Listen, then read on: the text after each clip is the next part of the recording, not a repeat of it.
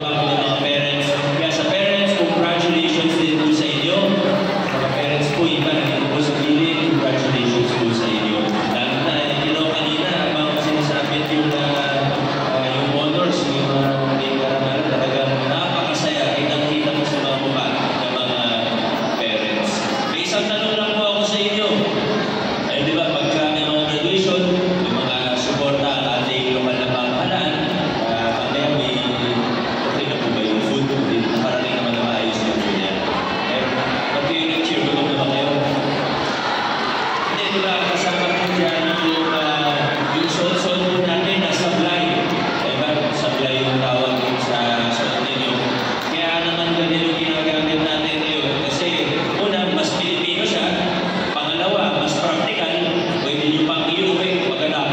dati kasi magtoga, lupahan lang yun, sinusoli yung toga. Ito pwede ko, may remembrance, may souvenir po tayo. Pero ang mas importanteng tanong, alam nyo ba kung ano yung ibig sabihin ng mga nakasulat dyan? Alam nyo ba kung ano ibig sabihin yan? Hindi ba yata? Una po, may isang-isang ng inyong paaralan.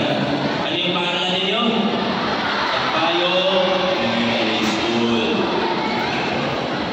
Sa bandang gitna, may nakasulat sa baybayin. Pag translate natin yan sa wikang Filipino, ang ibig sabihin yan ay pag-asa. Sa bandang dulo, may isa pang sagisag ng Pasig, ng ating mahal na lungsod.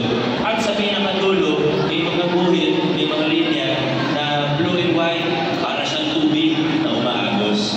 Kaya ang magkakabasa niyan, pag binubo natin, I